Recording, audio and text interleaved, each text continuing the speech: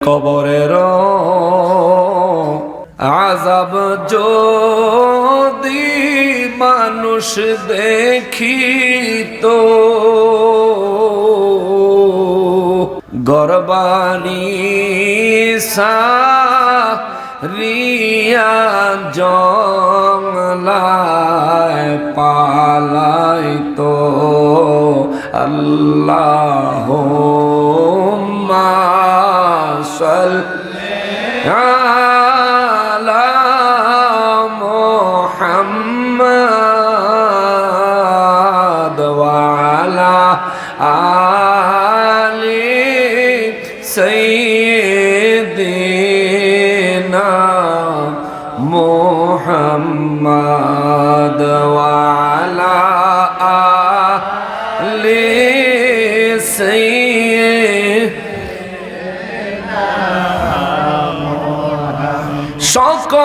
সকলেরই দরজা হইতে আল্লাহ ফিরিয়া তোমারি রোজায় রইলাম হাত বাড়ায়া। আল্লাহুম্মা সাল্লি আলা মুহাম্মাদ ওয়া আলা আলি সাইয়্যিদিনা মুহাম্মাদ ওয়া আলা আলি সাইয়্যিদিনা। আদর করিয়া মানুষ আল্লাহ বানায়া, আদর করিয়া মানুষ আল্লাহ বানায়া, কেমনে দিবা জাহান্নামে ফেলিয়া। আল্লাহুম্মা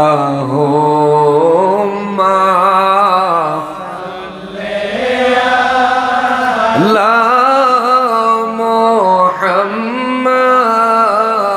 মুহাম্মাদ ওয়া আলা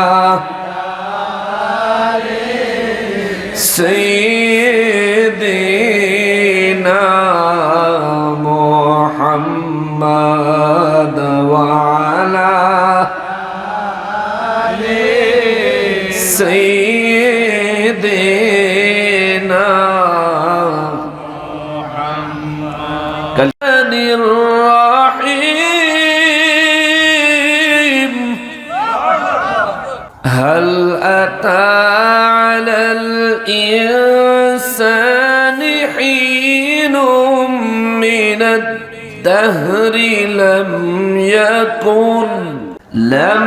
ইয়াকুন শাইআম মাযকুরা।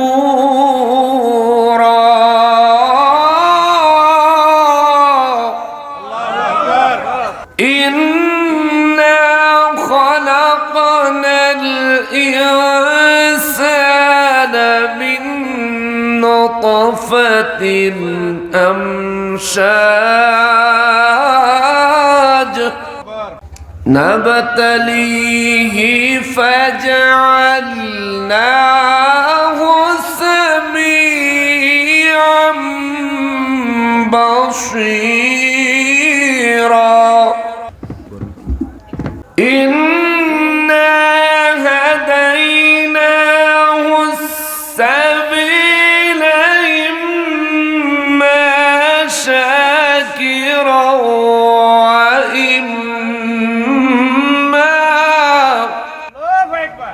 ইম্মা শাকিরা ওয়া ইম্মা কাফুরা।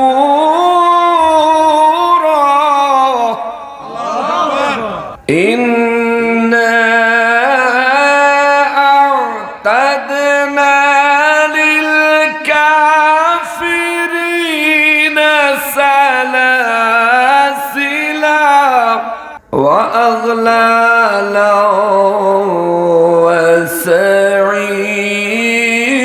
وسعيرا إن الأبرار يشربون من كأس كان مزاجها كافورا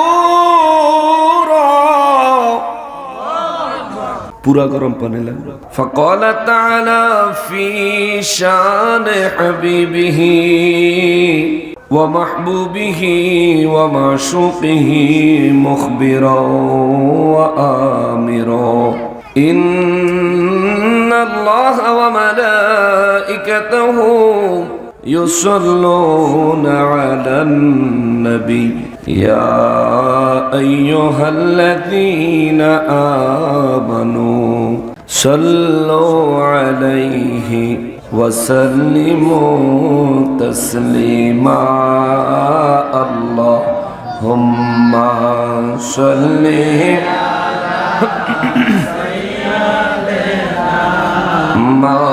مولانا محمد وعلى آله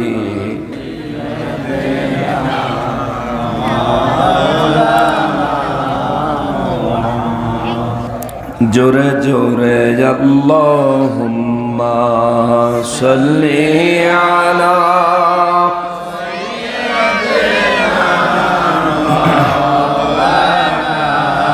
মুহাম্মদ ওয়া আলা আলিহি সাইয়্যিদিনা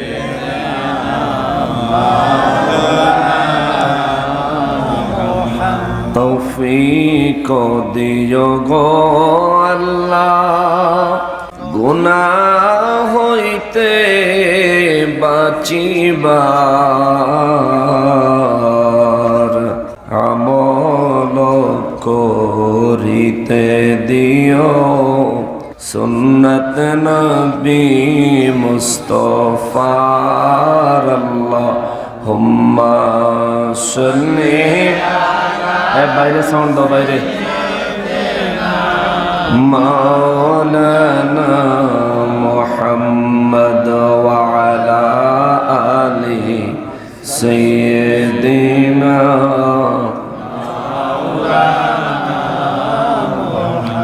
যারা গেল ওই মদিনায় তারা বড়ই ভাগ্যবান পাবে তারা নবীজির শাফাত কঠিন হাশরের ময়দান আল্লাহুম্মা সাল্লি আলা মাওলানা মুহাম্মদ ওয়া আলা আলিহি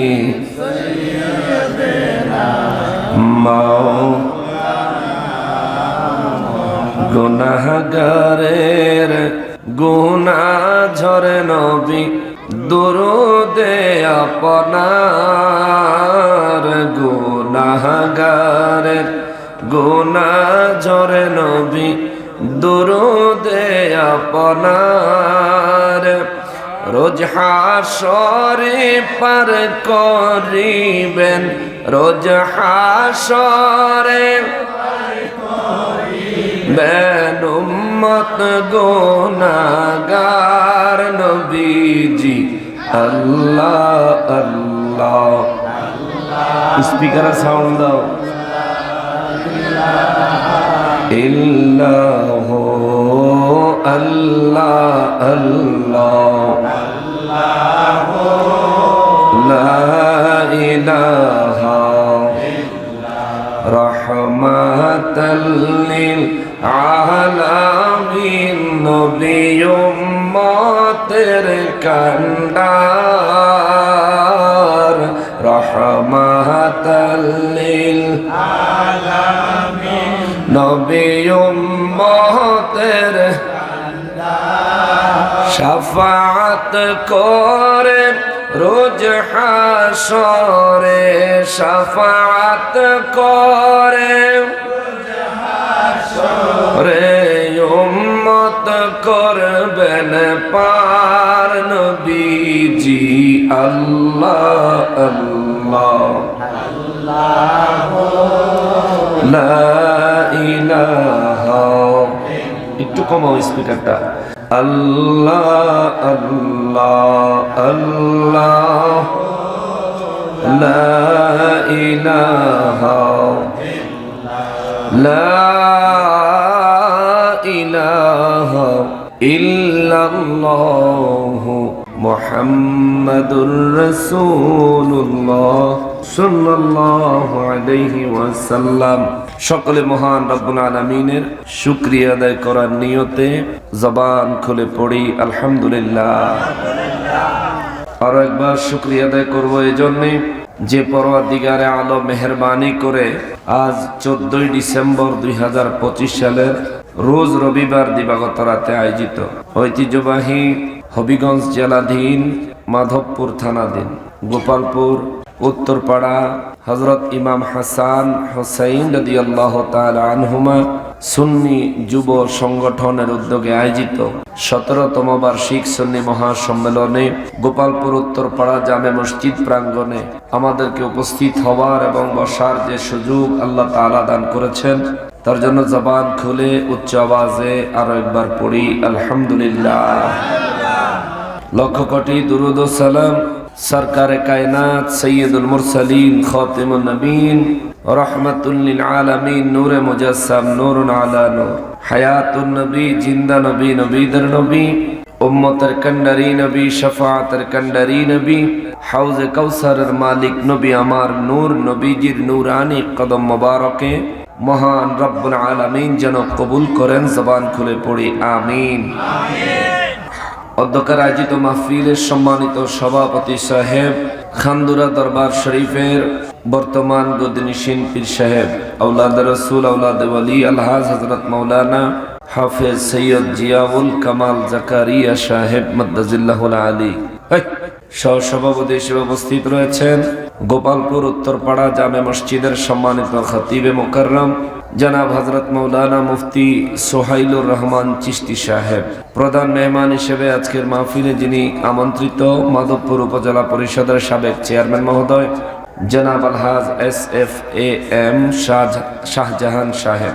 নুরানি ইরফানি তাকরীর পেশ করেছেন আমার পূর্বেই গাউসিয়া মিরানিয়া আজিজিয়া দরবার শরীফ দাঁত মণ্ডলের সমদর কণ্ঠের অধিকারী সারা বাংলা আলোড়ন সৃষ্টিকারী পীরজাদা হযরত মাওলানা কুতুবুল আজিজ আল কাদরি সাহেব। আলোচনা পেশ করেছেন হযরত মাওলানা হাফিজ আসাদুল্লাহ সাহেব। আলোচনা করেছেন হযরত মাওলানা কাজী ওলিউর রহমান খান সাহেব, হযরত মাওলানা কারি রফিকুল ইসলাম খান আজিজি সুন্নি আল কাদরি সাহেব। আরো বহু উলামায়ে কেরামগণ আলোচনা পেশ করেছেন, তশরীফ এনেছেন। সকলকে আন্তরিকতার সাথে স্মরণ করছি। উপস্থিত দিগার উলামায়ে কেরাম, আমার সম্মুখে উপস্থিত দিনদার ইমানদার মুসলমান মুত্তাকি ভাইয়েরা, পর্দার আড়ালের মা ও বোনেরা, রাস্তাঘাট দোকানপাট থেকে দূর দূরান্ত থেকে পৃথিবীর বিভিন্ন প্রান্ত থেকে বিভিন্ন সোশ্যাল মিডিয়ার মাধ্যমে এই মুহূর্তে আমাদেরকে যারা দেখছেন সকলকে উদ্দেশ্য করে সালাম আরজ করে আলোচনায় প্রবেশ করছি।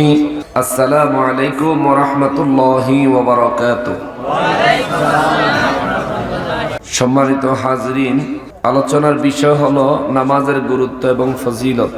এই সম্পর্কে আলোচনা করার নিয়তে কালামে হাকিমের সূরা ইনসান থেকে 1 নম্বর থেকে 5 নম্বর আয়াতে কারিমা পর্যন্ত তেলাওয়াত করেছি। আমি অল্প কিছুক্ষণ কথা বলবো, কিন্তু তাফসীরের আলোকে কথা বলবো। আপনাদের কষ্ট হবে? মাইকে সাউন্ডের সিস্টেম যা করছেন সুন্দর হয়েছে, উত্তম হয়েছে, ভালো হয়েছে, তবে আরো একটু ভালো করা যাইতো। আমাদের মাইকের আওয়াজ কি হ্যাগো মাহফিলও যায়? বুঝছি তো, আমাগো মাইকের আওয়াজ হ্যাগো মাহফিলও যায়নি। তো হ্যাগো মাহফিলের আওয়াজ যেই মাহফিলে আসে আপনারা কেউ তাদেরকে জানাইছেন? জানান নাই। কেউ যদি দায়িত্ব নিয়ে জানাইতেন তাইলে তো ওনারা এদিকের মাইকটা অন্যদিকে ঘুরাই দিত। এটা খেয়াল করা দরকার ছিল। এই কাপলারে কেডারে, এই কেডা বেশি চা খাইবে? কোনো খাওয়া খাই নাই, সব খাওয়া খাই বন্ধ, খাওয়া খাই সব বন্ধ। কিছুক্ষণ ওয়াজ শোনেন। মাহফিলের ভলান্টিয়ার যারা আছেন, কষ্ট করছেন সারা দিন সারা মাস আয়োজন করার জন্য, আপনাদেরকে অনুরোধ করব মাহফিলের প্যান্ডেলে চলে আসেন। অন্ততপক্ষে শেষ আলোচকের আলোচনাও যদি না শুনেন, তাহলে কষ্ট করে আয়োজন করলেন, আপনার ফায়দা হলো কি? এজন্য বলবো যারা দায়িত্বশীল রয়েছেন, যদি ইমার্জেন্সি কোনো দায়িত্ব কোথাও পালন করার মতো না থাকে, আপনারা প্যান্ডেলের মধ্যে চলে আসেন। আমরা সুন্দর করে আল্লাহ পাকের কালামে হাকিম থেকে নবীজির সুন্নাহ মোতাবেক ইজমা এবং কিয়াসের আলোকে নামাজের গুরুত্ব এবং ফজিলত সম্পর্কে জানবো। আল্লাহ আমাদেরকে তৌফিক এনায়েত করেন। সবাই পড়ি আমিন। কোরআনুল কারীমের সূরা আল ইনসান থেকে প্রথম 5খানা আয়াতে কারিমা আমি তিলাওয়াত করেছি। এই বাচ্চাগুলো এই না সরাইয়েন না, কথা কই না বা, হ্যাঁ তাবরুক আসেনি, তাবরুক বলা আছে, কথা কইলে কিন্তু দিব না, খবরদার। আস্তাগফিরুল্লাহাল আযীম। ওই মিয়া বাদামের দোকান লাগাইছেন ভাই, আপনি আইয়েন বই আওয়াজ নালা নাই, বন বাদাম লয়ে আড়াড়ি চলতো না, এটা দোকান না, এটা মাহফিলের স্টেজ। বেচাকিনি করলে ওই রাস্তার উপরে খারান, কারো যদি লাগে গিয়ে নিয়ে আইব না। সবে মহব্বতে বলেন আল্লাহুম্মা সাল্লি আলা মাওলানা মুহাম্মদ ওয়া আলা আলি সাইয়্যিদিনা মাওলানা মুহাম্মদ। আল্লাহুম্মা সাল্লি সাইয়্যিদিনা মাওলানা মুহাম্মদ ওয়া আলা আলি সাইয়্যিদিনা মাওলানা মুহাম্মদ। মুআজ্জাজ মুকাররম, সূরা আল ইনসান। কোন কোরআন শরীফে এই সূরার নাম সূরাতুদ দাহর লেখা হয়েছে। আল ইনসান অর্থ হচ্ছে মানব জাতি, আর দাহর হচ্ছে এমন একটা দীর্ঘ সময়, যে সময়ের শুরু সম্পর্কে কেউ জানে না। জোরে পড়েন না সুবহানাল্লাহ। এই সূরাটা কোরআন শরীফের সিরিয়ালে ৭৬ নম্বর সূরা। কেউ বলেন এই সূরাটা মদিনা মুনাওয়ারায় নাজিল হয়েছে, কেউ বলেন মক্কা মুকাররমায় নাজিল হয়েছে। কিন্তু বিশুদ্ধ মত এবং অধিকাংশের মত হলো এই সূরাটা মদিনা মুনাওয়ারায় নাজিল হয়েছে। জোরে পড়েন সুবহানাল্লাহ। সূরাটা তত বড় না, মাত্র ৩১খানা আয়াতে কারিমার একটি সূরা। এই সূরায় আল্লাহ তাআলা মানব জাতির পরিচয় দিয়েছেন। আজ আমরা মানুষ, এরপর আমরা ঈমানদার, এরপর আমাদের জন্য নামাজ দরকার, ঠিক কিনা বলেন? আমি একেবারে শুরু থেকে আল্লাহ পাকের কুদরতের ভাষা অনুযায়ী আপনাদের খেদমতে সাবলীল ভাবে পেশ করার চেষ্টা করব। আল্লাহ আমাকে তৌফিক এনায়েত করেন। পড়ি আমিন। এই সূরার প্রথম আয়াতে আল্লাহ তাআলা বলেন, বিসমিল্লাহির রহমানির রহিম, হাল আতা আলাল ইনসানি হিনুম মিনাদ দাহরি লাম ইয়াকুন শাইআম মাযকুরা। আওয়াজ করে পড়েন আল্লাহু আকবার। রব্বুল আলামিন আমানুর নবী রাহমাতুল লিল আলামিনের মাধ্যমে বিশ্ববাসীর কাছে আমার আল্লাহ একটা কথা রাখলেন। আল্লাহ বলেন, নবী গো, দুনিয়ার সমস্ত মানুষগুলোকে বলে দেন, জানিয়ে দেন, হাল আতা আলাল ইনসান, এই মানুষগুলা কি নিয়া বাহাদুরি করে, এই মানুষগুলা নিজের অস্তিত্ব নিয়ে কেন ক্ষমতার বাহাদুরি দেখায়, হুজুর এই মানুষগুলাকে স্মরণ করাইয়া দেন। হাল আতা আলাল ইনসানি হিনুম মিনাদ দাহরি লাম ইয়াকুন শাইআম মাযকুরা। এমন একটা দীর্ঘ সময় এই দুনিয়ায় অতিবাহিত হয়েছে। কুল কায়নাত সৃষ্টির পরে এমন একটা দীর্ঘ সময় অতিবাহিত হয়েছে, যে সময় এই মানুষের কোনো নাম নিশানা অস্তিত্ব ছিল না। জোরে বলেন আল্লাহু আকবার। আপনার বয়স যতই, পৃথিবীর বয়স কি তত? বুঝে থাকলে আমার জবাব দিতে হবে। আমার বয়স যতই, পৃথিবীর বয়স কি তত। কার বয়স বেশি? কথা বলেন, কার বয়স বেশি? পৃথিবী কবে সৃষ্টি হয়েছে আমি জানি। আমি কি জানি? আপনি কি জানেন? আমরা কেউ কি ঠিক মতো জানি? পৃথিবী সৃষ্টির তারিখ আমরা জানি না। কত হাজার কোটি বছর যাবত এই পৃথিবী আমার রব্বুল আলামিন সৃষ্টি করেছেন, আমিও জানি না। আমরা এখানে উপস্থিত আমরা কেউ নির্দিষ্ট তথ্য জানি না, কিন্তু এই সমস্ত অজানা হিসাব রয়েছে কার কাছে? রব্বুল আলামিন বলেন, নবী গো, ও নবী, এই দুনিয়ার মানুষগুলো 20 বছর, 30 বছর, 50 বছর হায়াত পাইয়া দুনিয়ার মোহে রং তামাশায় এরা লিপ্ত হয়ে যায়। এরা কি ভুলে গিয়েছে আমি রবের দরবারে এদের হিসাব দেওয়া লাগবে?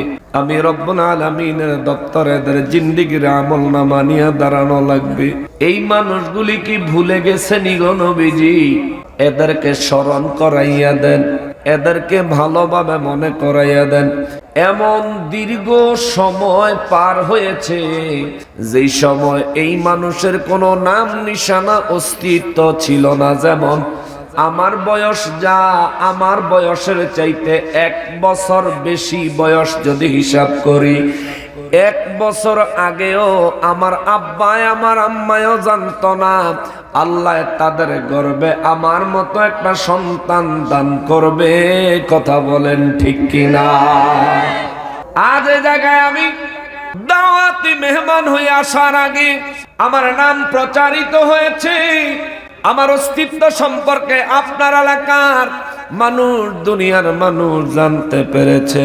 কিন্তু রব্বুল ইজ্জত বলেন, তোমারে যখন তোমার মায়ের গর্ভের মাধ্যমে আমি আল্লাহ দুনিয়াতে পাঠাই, তোমার মায়ের গর্ভে আসার পরেও 40 দিন পর্যন্ত তোমার মায়ের কোনো খবরই ছিল না যে তোমার মায়ের গর্ভে আমি আল্লাহ তোমারে বানাইতে চলেছি। জোরে বলেন সুবহানাল্লাহ। জানার বিষয় হলো আল্লাহ তাআলা হঠাৎ করে কথা কেন বললেন? সূরাটার নাম কি? সূরাতুল ইনসান। সূরাতুল ইনসান মনে রাখতে হইব। ইনসান অর্থ মানব জাতি। ওই মানব জাতি আমরা সাধারণ মানুষেরা, সাধারণ মানব জাতির কথা আমার আল্লাহ বলেন। সাধারণ মানব জাতি আমার আল্লাহ কেমনে বানাইছেন আল্লাহ তাও পরের আয়াতে বলেন, বিসমিল্লাহির রহমানির রহিম, ইন্না খালাকনাল ইনসানা মিন নুতফাতিন আমশাজ।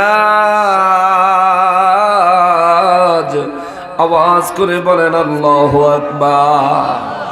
রব্বুল আলামিন বলেন, নিশ্চয় আমি আল্লাহ মানুষ বানাইছি, নিশ্চয় আমি আল্লাহ মানুষ বানাইছি তার মা বাবার নতফার মিশ্রণ থেকে। সুবহানাল্লাহ বলেন, আরো জোরে বলেন সুবহানাল্লাহ। মা বাবার নতফার মিশ্রণ থেকে ইনসান বানাইছেন কে? তাইলে আমাকে বানাইলেন আল্লাহ মা বাবার নতফার মিশ্রণ থেকে, কিন্তু আমার নবী রাহমাতুল লিল আলামিনকে কি এইভাবে আল্লাহ বানাইছেন? জোরে বলেন, এভাবে বানাইছেন। অনেকে বলতে চায় আমার নবী রাহমাতুল লিল আলামিন নাকি আমাদের মতোই সাধারণ মানুষ। ওরে আহাম্মক, আমাদেরকে বানানোর ব্যাপারে আমার আল্লাহ বলেন, ইন্না খালাকনাল ইনসানা মিন নুতফাতিন আমশাজ।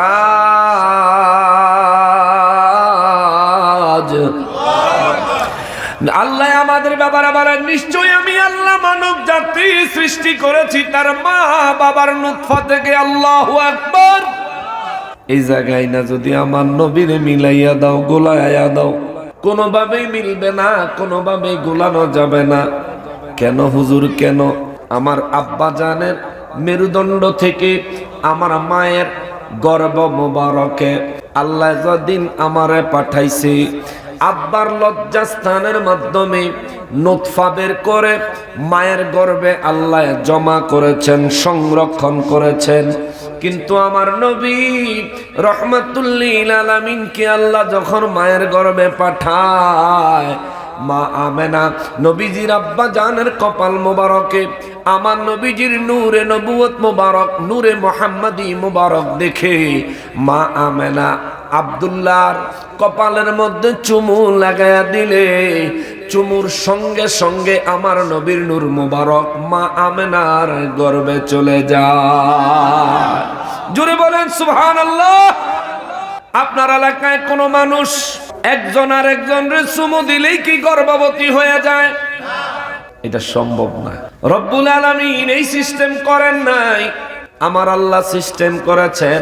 আমার বাবা এবং আমার মায়ের দুইজনের দৈহিক মিলনের মাধ্যমে বাবার শরীর থেকে নুতফা বের করে মায়ের গর্ভে আমার আল্লাহ প্রবেশ করাইছেন। বাবার শরীর থেকে যেই নুতফা বের করে আমার রব্বুল ইজ্জাত আমার মতো নাদানের বানাইছে, ওই জায়গায় আমার আল্লাহর কি মহিমা শুনলে বড় অবাক হয়ে যাবেন।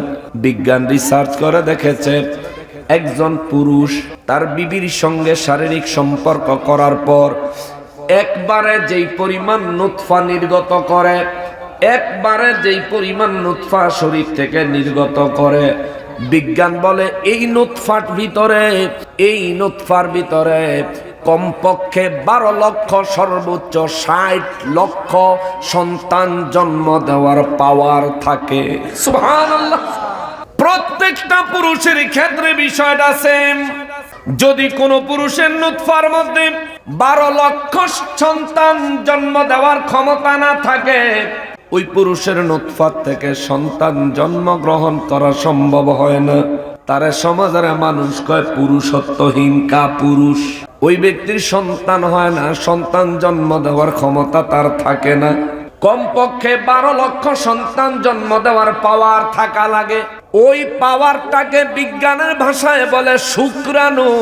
আর মায়ের গর্ভে বাবা এবং মায়ের নুতফার মিশ্রণ দিয়া আমাদেরকে বানাইছেন, ঘোষণা দিয়েছেন কে?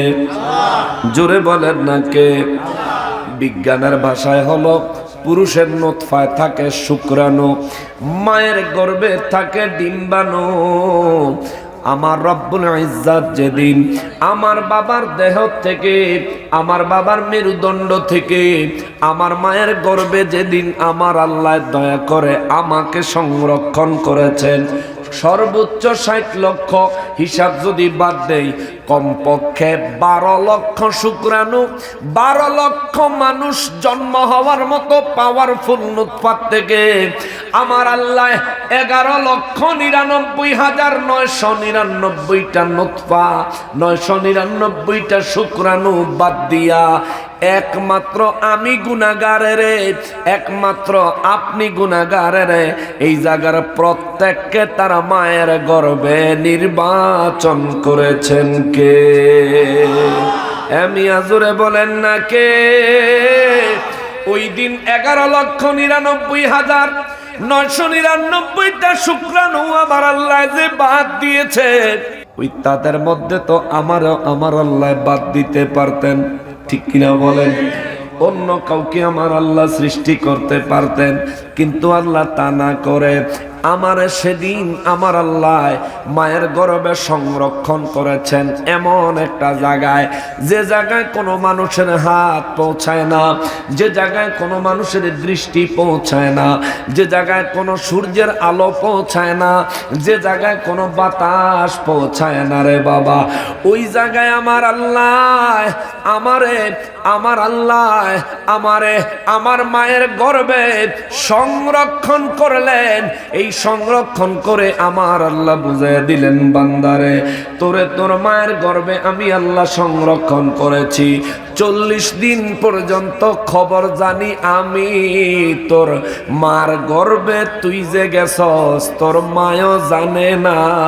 জোরে বলেন আল্লাহু আকবার। 40 দিন পরে মায়ের বমি ভাব আরম্ভ হলো, 40 দিন পরে মায়ের খবর হলো মায়ের মাসিক বন্ধ হয়ে গেছে। এখন তো আধুনিক জামানা, ডিজিটাল কাঠি দিয়া চেক করলো, মা বুঝতে পারলো তার গর্ভে আল্লাহ সন্তান দান করেছেন। রব্বুল ইজ্জাত বলেন, নবী গো, এই দুনিয়ার মানুষগুলারে দ্বীনের দাওয়াত দিলেন। দুনিয়ার মানুষেরা, মক্কার কাফের বেঈমানেরা, মদিনা মুনাওয়ারার কাফের বেঈমান মুনাফিকেরা কয়, এ মুহাম্মদ তুমি যে ইসলামের দাওয়াত নিয়ে এসেছো, তুমি যে দ্বীনের দাওয়াত নিয়ে এসেছো, তোমার এই দিন আমরা গ্রহণ করব। কেন রে মুহাম্মদ? আমার নবী রাহমাতুল লিল আলামিন বলেন, এই দিন গ্রহণ করবেন তার কারণ হলো একদিন আপনাদের মৌত হবে। এটা মানেননি? বলে হ্যাঁ আমরা মানি। বলে যেদিন আপনাদের মৌত হবে ওই দিন আমার আল্লাহ আপনাদের কাছ থেকে আপনাদের ঈমানের হিসাব নিবে। কবরে শত শত বছর, লক্ষ লক্ষ বছর, হাজার হাজার কোটি কোটি বছর থাকার পরে আল্লাহর যেদিন ইচ্ছা হবে এই জমিন কিয়ামত দিয়ে আল্লাহ ধ্বংস করে দিবেন, পুরো কুল কায়নাত ধ্বংস করে আল্লাহ একটা ময়দান বানাবেন। ওই ময়দানটার নাম হবে হাসর। হাসর হাসর ওই হাসরের ময়দানে প্রত্যেক ব্যক্তিকে তার জিন্দেগির সমস্ত আমলের হিসাব দিয়া হয় জান্নাতে নয় জাহান্নামে প্রবেশ করতে হবে। চিৎকার দিয়া বলেন আল্লাহু আকবার। মক্কার কাফির বেঈমানেরা, মদিনা মুনাওয়ারার কাফির বেঈমানেরা কয়, হে মুহাম্মদ সাল্লাল্লাহু আলাইহি ওয়াসাল্লাম, হে মুহাম্মদ, মরার পরে তোমার আল্লাহ আমাদের কাছ থেকে হিসাব নিবে? বলে হ্যাঁ। বলে যদি মরার পরে কাউরে জ্বালায় দেয় হিসাব নিবে কেমনে? আপনাদের এলাকায় আশেপাশে হিন্দু আসেনি? হিন্দুরা মারা গেলে তাদের ধর্মীয় নীতি হলো তারা আগুন দিয়া জ্বালায়া দেয়, ঠিক না? নূর নবী রাহমাতুল লিল আলামিনের দপ্তরে 1450 বছর আগে মূর্তির পূজারীরা আমার নবীজির কাছে প্রশ্ন ছুড়ে দিল, মুহাম্মদ যদি আগুনে জ্বালায়া দেয় তোমার আল্লাহ কেমনে হিসাব নিবে? এই জন্য আমার আল্লাহ কয়, নবী গো তাদেরকে বলেন, হাল আতা আলাল ইনসানি হিনুম মিনাদ দাহরি লাম ইয়াকুন শাইআম মাযকুরা।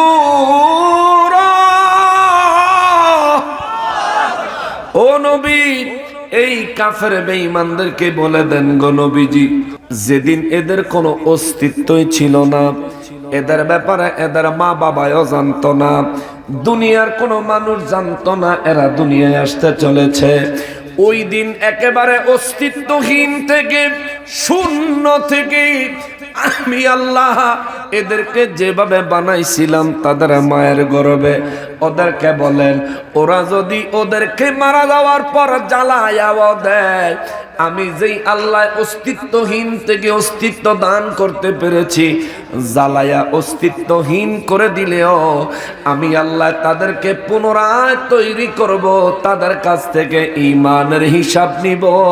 চিৎকার দিয়া বলেন আল্লাহু আকবার। এ বাবা, বুঝে থাকলে জবাব দেন। হিন্দুরা মরে গেলে জ্বালায়া পুড়ায়া দেয়, কিন্তু মুসলমান মারা গেলে জ্বালায়নি। জোরে কোন জ্বালায়নি? মানুষ মারা গেলে জ্বালানো কি মুসলমানের নীতি না হিন্দুদের নীতি? জোরে বলেন। আমার কথা বুঝেন তো? আবার বলছি, কথাটা বড় ইম্পর্টেন্ট কথা। মানুষ মারা গেলে জ্বালাইয়া দিবে, এটা কি মুসলমানের নীতি না হিন্দুদের? আরো জোরে, আরো জোরে। কিন্তু কিছুদিন আগে আমাদের দেশে দাড়ি টুপিওয়ালা কিছু মানুষ নুরা পাগলারে কবরের থেকে উঠায়া আগুন দিয়া জ্বালায়া দিছে। আমরা হিন্দুদের মাঝে আর ওদের মাঝে কোনো পার্থক্য দেখি না, ঠিক কিনা বলে? হিন্দু ধর্মের নীতি হলো মানুষ মারা গেলে মানুষের আগুন দিয়া জ্বালায়া দেয়। এখন ওরা কি করলো? নুরা পাগলায় মারা গেছে, মানুষ মারা গেলে তার জীবনের আমলের হিসাব, ঈমানের হিসাব নিবেন কে? ওই জায়গায় আমার আর আপনার পণ্ডিতি চলবো? বলেন চলবো? এই ব্যক্তিরা এক নম্বরে তাদের পরিচয় দিল হিন্দুদের পরিচয়, নুরা পাগলারে আগুন দিয়া জ্বালায়া। ওরা চায় মুসলমান মারা গেল যেন আগুন দিয়া জ্বালায়া দেওয়া হয়। ওরা মুসলমানকে আগুন দিয়া জ্বালায়া দিতে চায়, কারণ তাদের মাথায় টুপি, পাগড়ি, গায়ে জুব্বা, অন্তরে হলো মূর্তি পূজার ধান্দা। কষ্ট হচ্ছে? নারাজ হচ্ছেন? আমি আরো কিছু বাস্তব উদাহরণ দিতে পারি। একদিকে নুরা পাগলারে আগুনে জ্বালায়া নিজেদেরকে হিন্দুদের কালচার অনুসরণ করে তার প্রমাণ করলো। 2 নম্বরে মূর্তির পূজায় মন্দির পাহারা দিয়ে তারা আরো একবার প্রমাণ করেছে। 3 নম্বরে মন্দিরে পূজার সময় মূর্তির তাজিম দিয়া আরো একবার প্রমাণ করেছে। 4 নম্বরে মূর্তির সামনে গীতা পাঠ করে তারা আরো একবার প্রমাণ করেছে। 5 নম্বরে রোজা আর পূজা একই মুদ্রার এই পিঠ ওই পিঠ, এই কথা বলে তারা চূড়ান্ত ভাবে বুঝাইয়া দিছে। তারা মনে করে ইসলাম ধর্ম আর হিন্দুদের মাঝে কোনো পার্থক্য নাই। ওরে আহাম্মক, আমরা মনে করি তোর মতো বেয়াদব, তোদের দলের প্রত্যেকটা বেয়াদবের কাহারও অন্তরে ঈমান নাই। কথা বলেন ঠিক কিনা?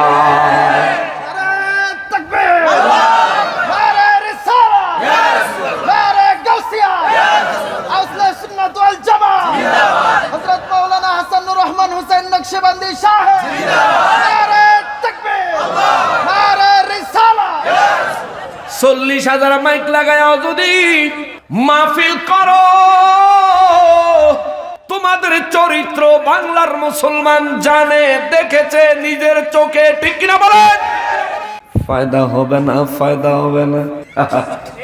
আমার নবী রহমাতুল লিল আলামিন যখন কুরআনুল কারীমের তিলাওয়াত ঘরের মধ্যে হুজরার মধ্যে করতেন, আমার নবীর কুরআনুল কারীমের তিলাওয়াত শুনে শুনে আবু জাহেল সারা রাত নবীজির হুজরা মোবারকের এক পাশে দাঁড়ায়া শুনতো। আরেকদিকে উতমা, আরেকদিকে সায়বা, আরেকদিকে আবু সুফিয়ান। নবীজির হুজরা মোবারকের 4 দিকে 4 জন দাঁড়ায়া সারা রাত নবীজির কুরআনুল কারীমের তেলাওয়াত শুনতো। অথচ আমার নবী রহমাতুল লিল আলামিন যখন কোরআন তেলাওয়াত করত, আশেপাশে যখন আবু জাহেল কোনো মানুষ দেখতো, ওই মানুষদেরকে ডাইকা আবু জাহেল বলতো, তোমরা হট্টগোল করো, মুহাম্মাদের তেলাওয়াত যেন কারো কানে না পৌঁছায়। জোরে বলেন নাউযুবিল্লাহ। হট্টগোল লাগায় দাও। ঠিক তেমনি ভাবে আজকে দেখবেন এক জায়গায় একটা সুন্নি মাহফিল হবে, ভিন্ন জায়গায় হেরা আবার আরেকটা দিব। হ্যাগো মাইকের আওয়াজ আবার আমগো মাইকের তেনে সেতা থাহে, ঠিক না? আমাগো মাইকলারে হেরা আবার ঘুষ টুস মাঝে মধ্যে খাওয়াইয়া দেয়, আওয়াজ কমায় রাইস। আমাগো এই মাইকলারে এরকম করে নাই, অন্য জায়গার কথা কইতেছি। হ্যাঁ, এই সুবহানাল্লাহ, নাউযুবিল্লাহ মিন যালিক। হায় হায় মুসলমানের আরে, আমার পেয়ারা নবীর উম্মতের আরে, মূর্তির পূজা করলে পূজারি বলে, পূজার সময় মন্দিরে হাজির হয় পূজারীরা, মূর্তিরে তাজিম দেয় পূজারীরা, মূর্তির সামনে গীতা পড়ে পূজারীরা।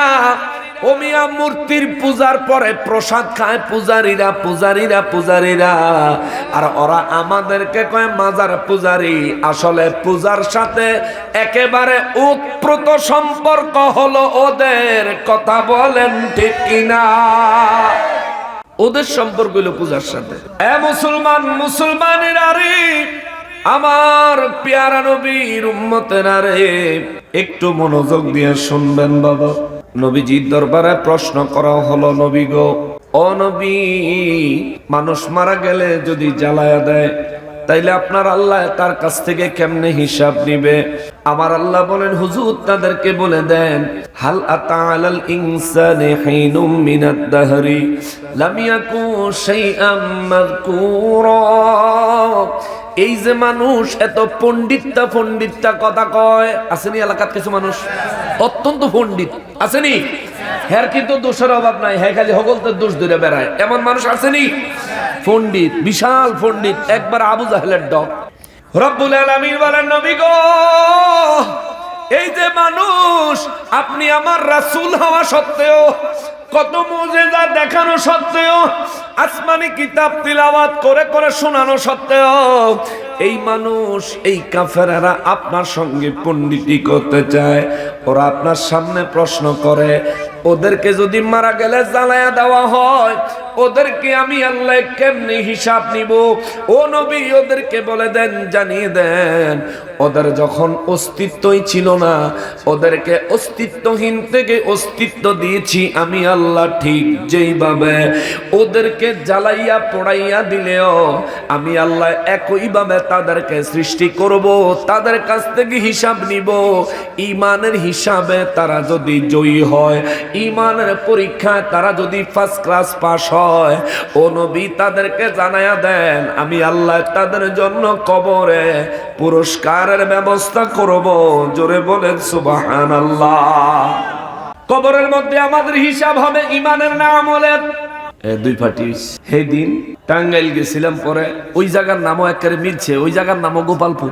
টাঙ্গাইল এসব সাহেব কোন থানা জানি এটা, কারণ মোবাইল কইতে ওই এলাকা এই 201 গম্বুজ মসজিদ ফেসবুকে দেখছো না, এই মসজিদের পাশের এলাকা একবারে হেন। হ্যাঁ, এলাকার নাম হইলো গোপালপুর। হে এলাকার জিগাইছিলাম, বলেন তো দেখি মানুষ মারা গেলে তার কবরের মধ্যে আমলের হিসাব নাই ঈমানের? সেদিনও দুই পক্ষ হইছিল, এক পক্ষ কয় আমলের, আরেক পক্ষ কয় ঈমানের। দুই পক্ষ হইছে ঠিক এইভাবেই, এই এক সাইড কইছে আমলের, এহেন্দা কাটাকাটি কইছে, আর এহেন্দা কইছে ঈমান। এখানে যদি এটা ভুল হয়, এটা কি লজ্জার বিষয়? এটা শিখতে আসছি আমরা এখানে, ঠিক না? আমার ভুল হবে, যখন ভুলটা একবার বলবেন, বলার পর যখন শুদ্ধটা শিখবেন, জীবনে সব ভুললা গেল আর এটা বলতেন না, এটা মনে থাকবে, এটা মনে থাকবে। এই জন্য প্রতিষ্ঠানের শিক্ষকরা ছাত্রদেরকে পড়া দিয়া আবার পড়া লয়, পড়া শোনে। কেন? ওই শোনার সময় বাচ্চার যে ভুল হবে, এই ভুলটা যদি শিক্ষকের শুধরাইয়া দেয়, এই ভুলটা ভবিষ্যৎ জীবনে এই ছাত্রের আর কখনো হয় না। এ মুসলমান, কবরের ভিতরে আমাদের জন্য প্রশ্নের বাজেট আছে 3টা। এই 3টা প্রশ্নের প্রথম প্রশ্ন হলো মার রব্বুকা, দ্বিতীয় প্রশ্ন ওমা দীনুকা, তৃতীয় প্রশ্ন ওমান নবিয়ুকা। তবে ওমান নবিয়ুকা আমাদের জন্য না, এটা কাফেরের জন্য, মুনাফিকের জন্য। মুমিনের জন্য হলো মা কুনতা তাকুলু ফি হক্কি হাযা রাজুলুল্লাযী বুইসা ফীকুম। সুবহানাল্লাহ। কাফেরের কবরের পরীক্ষার ধরন আলাদা, আমাদের কবরের পরীক্ষার ধরন আলাদা। রব্বুল ইজ্জাত বলেন, নবী গো, ও নবী, দুনিয়ার মানুষগুলারে বলে দেন, কেউ যদি কবরে ঈমানের পরীক্ষায় উত্তীর্ণ হয়, আমি আল্লাহ তার জন্য কবরে আরামের ব্যবস্থা রাখছি। সাহাবায়ে কেরাম জানতে চাইলেন, কাফেররা জানতে চাইলো, মুহাম্মদ সাল্লাল্লাহু আলাইহি ওয়াসাল্লাম, এ মুহাম্মদ নবী গো, কবরে কেউ যদি ঈমানের পরীক্ষায় পাশ হয়, তাইলে তার জন্য আল্লাহ কি আরামের ব্যবস্থা রাখছেন? বুখারী শরীফের 1257 নম্বর হাদিসে মুবারক আমার নবী রাহমাতুল্লিল আলামিন বর্ণনা করলেন। নবী বলেন, শোনো, যে ব্যক্তি কবরে ঈমানের পরীক্ষায় পাশ হবে, আমার রব্বুল ইজ্জাত ওই ব্যক্তির জন্য কবরে জান্নাতি বিছানা বিছাইয়া দিবে। সুবহানাল্লাহ। যে ব্যক্তি কবরে ঈমানের পরীক্ষায় পাশ হবে, আমার আল্লাহ ওই ব্যক্তির শরীরে কাফনের উপর দিয়া জান্নাতি পোশাক লাগায়া দিবে। জোরে, আরো জোরে। আপনাদের কি কবরে বিছানার দরকার নাই? নাকি কেউ কবরে যাইতেন না? যাইবেন? যাইবেন ইচ্ছা করে না বাধ্য হইয়া? যাও নাই লাগবো, ইচ্ছা করলো যাওন লাগবো, না করলো নাকি আশা আছে কেউ বলে যাইতে হবে না? যা। এক বেটারে কইছে তোমারে যুদ্ধে বাড়াবো। কোন দেশ? কয় বিদেশ। তাইলে আমার 2টা কথা আছে। কয় কি? আমি যদি যুদ্ধ করে মারা যাই, আমার লাশটা কি দেশ না দাফন করবো না হেনই হালায়া থুই আইব? কয় না, তোমারে দেশ না দাফন করবো। দেশ না দাফন করলে আমার 2টা কথা আছে। কয় কি? আমারে দাফন করার পর কবরের ভিতরে আমার যখন মাংস পয়সা শুধু হাড্ডি অবশিষ্ট থাকবো, এরপরে কি আমার কবরের টেনে উড়াইবো না কবরের ভিতরেই রাখবো? যদি কবরের ভিতরে রাখে তাইলে আমার কোনো কথা নাই, আর যদি কবরের ভিতরে আমার হাড্ডি উড়ায় তাইলে আমার 2খান কথা আছে। মনে করো কবরের ভিতরে হাড্ডি উড়াইবো, কই ওই হাড্ডি দিয়া কি পরীক্ষার খাতা বানানোর কাগজ বানাইবো নাকি টিস্যু বানাইবো? কই মনে করো টিস্যু বানাইবো। তাইলে শালা যুদ্ধেই যাবো না। কথা যুদ্ধেই যাইতাম না, যুদ্ধে গেলে মরতাম, আর আমার হাড্ডি দিয়ে টিস্যু বানাইতো, আর সেই টিস্যু কোনো না কোনো খরচ করবো কে জানে। আমি যুদ্ধ হয়ে যেতাম। আপনারা এলাকার মানুষ জিজ্ঞাসা করি কবরে যাওন লাগবো নি? 2-4 জনে কয় লাগবো, বাহিরে যেরকম যাইতো না আর কি। যাইতাম না কবরে, এত ভেজাল, প্রশ্ন করব। হ্যাঁ, যাও নেই লাগবো বাবা, বাঁচার কোনো উপায়? ওরে কবরের আযাব যদি মানুষ দেখিত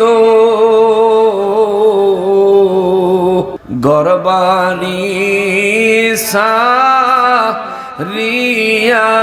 জংলায় পালাইতো আল্লাহুম্মা সাল্লি আলা মুহাম্মাদ ওয়া আলা আলি সাইয়্যিদিনা মুহাম্মাদ ওয়া আলা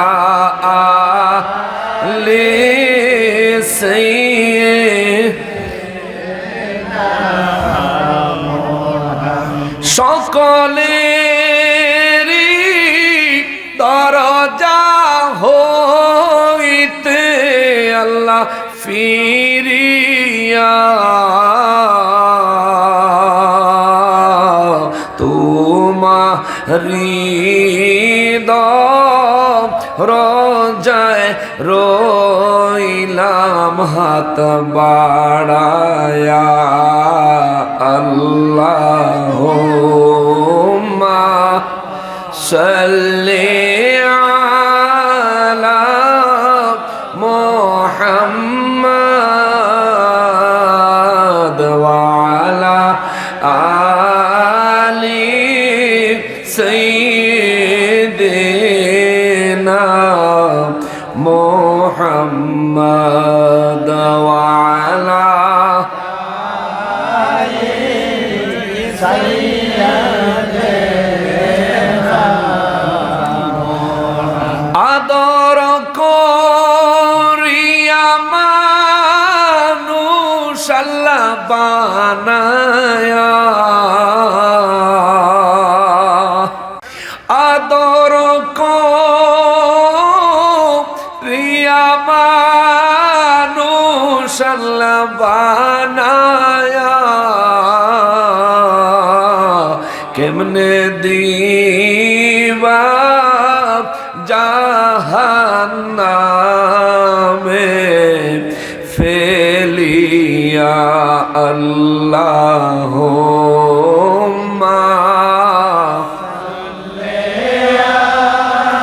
লা মুহাম্মাদ ওয়া আলা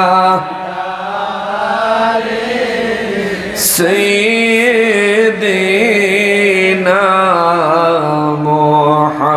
মুহাম্মাদ ওয়া আলা আলি সাইয়্যিদিনা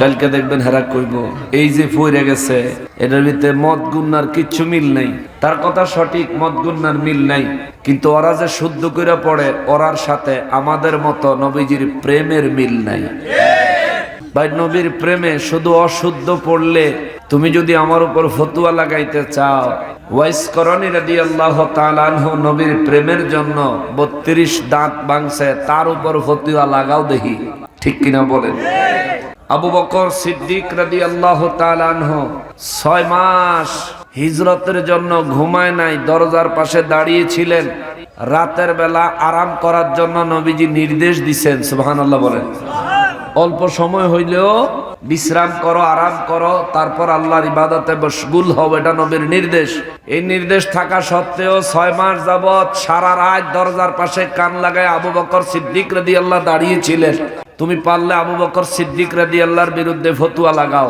লাগাইতে পারবা কাজ হবে না নবী বলে গেছেন আবু বকরের ওই এক এক রাতের ইবাদত तमाम মুসলিম উম্মার সারা জীবনের নেক আমলের চাইতেও বেশি সুবহানাল্লাহ এইজন্য মহাব্বতের দাম সবচেয়ে বেশি ভালোবাসার দাম সবচেয়ে বেশি এই কুল কায়নাত আল্লাহ বানাইছেন নবীজির ভালোবাসায় আমাদেরকে আখিরি নবীর উম্মত কুনতুম খাইরা উম্মাতিন উখরিজাত লিন-নাস গোটা মানব জাতির মধ্যে শ্রেষ্ঠ উম্মত আমাদেরকে লকব দিয়েছেন আল্লাহ ভালোবাসার কারণে নবীর ভালোবাসার কারণে। সুতরাং কেউ যদি নবীর মহব্বতে দুরূদ শরীফ পড়তে গেলে মদ গুন্না কিছু সুইটাও যায়, এটারে নিয়ে সমালোচনা করো না, তুমি শুধু খেয়াল করো ওই ব্যক্তির দিলে নবীর জন্য মায়া আছে কতটুকু। কেননা নবী রাহমাতুল লিল আলামিন বলেন, দালাইলুল খায়রাত 36 পৃষ্ঠায় নবী বলেন, আমার উম্মতের দুরূদ ও সালাম আমার কাছে দুই ভাবে পৌঁছায়, এক হলো ফেরেশতারা পৌঁছে দেয়, আর এক হলো আমি নবীজি নিজের কান মোবারকে সরাসরি শুনতে পাই। সুবহানাল্লাহ। কিতাবের নাম দালাইলুল খায়রাত, 36 পৃষ্ঠা খোলো। নবী আমার রাহমাতুল লিল আলামিন বলেন, সাহাবীরা রে, দুনিয়ায় যখন আমার কোন উম্মত আমি নবীর মহব্বত বুঝে না কিন্তু দুরূদ ও সালাম পড়ে, আমার ওই উম্মতের দুরূদ ও সালাম ফেরেশতারা আমি নবীর দপ্তরে মদিনা আল মুনাওয়ারায় পৌঁছে দেয়। আর আমার কোন উম্মত যদি ওই গোপালপুর থেকে, এক্সাম্পল, ওই মাধবপুর থেকে, ওই হবিগঞ্জ থেকে, ওই বাংলাদেশ থেকে, এমনকি পৃথিবীর যে কোনো জায়গা থেকে আমার কোন উম্মত যদি অন্তর ভর্তি মহব্বত লই আমি নবীর শানে দুরূদ ও সালাম পড়ে, আমি নবী আমার ওই উম্মতের দেখি, আমার ওই উম্মতের চিনি, আমি তার দুরূদ ও সালামের আওয়াজ সরাসরি শুনতে পাই। আরো জোরে বলেন সুবহানাল্লাহ।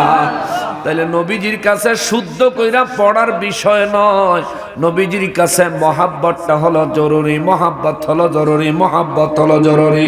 এই জন্য দুনিয়ায় যে ব্যক্তি নবীরে ভালোবাসে বেশি, আল্লাহ পাক রব্বুল ইজ্জাত ওই ব্যক্তিরে নূর নবী রাহমাতুল লিল আলামিনের দিদার নসিব করে দেয়। কথা বলেন ঠিক কিনা? আর নবীর দিদার যে ব্যক্তি পাইল তার ফায়দা কত? লা তামুসুন্নার মুসলিমার রাআনি, মুসলিম শরীফের হাদিস। নবী বলেন, লা তামুসুন্নার মুসলিমার রাআনি, যে ব্যক্তি আমাকে দেখেছে ওই ব্যক্তিকে জাহান্নামের আগুন স্পর্শটুকু পর্যন্ত করবে না। আল্লাহু আকবার। জাহান্নামের আগুন তাকে টাচ করবে না। লা তামুসুন্নার মুসলিমার রাআনি, যে মুসলমান আমাকে দেখেছে, নবীজি বলেন নাই যেই মুসলমান আমারে ডাইরেক্ট দেখেছে, নবীজি বলেন নাই যেই মুসলমান আমারে স্বপ্ন যুগে দেখেছে, আমার নবী ডাইরেক্ট দেখার কথাও বলেন নাই, আমার নবীজি স্বপ্ন যুগের কথাও বলেন নাই। নবী বললেন শুধু যে ব্যক্তি আমাকে দেখেছে। সাহাবায়ে কেরাম বলেন, নবী গো নবী, কেউ যদি আপনাকে স্বপ্ন দেখে তার জন্যও কি আপনি নবীর ঘোষণা করা এই ফজিলত আল্লাহ তাআলা দান করবেন? আমার নবী বলেন, হ্যাঁ অবশ্যই অবশ্যই দান করবেন। তবে শোনো, আমার কোন উম্মত যদি আমার স্বপ্নে দেখে, আমার ওই উম্মতের খবর দিও, যে ব্যক্তি আমাকে স্বপ্ন যুগে দেখেছে অচিরেই তার সঙ্গে আমার সরাসরি সাক্ষাৎ হবে। আল্লাহু আকবার। যে আমাকে স্বপ্ন যুগে দেখেছে ওই ব্যক্তির সঙ্গে আমার সরাসরি সাক্ষাৎ হবে অচিরে অচিরে অচিরে।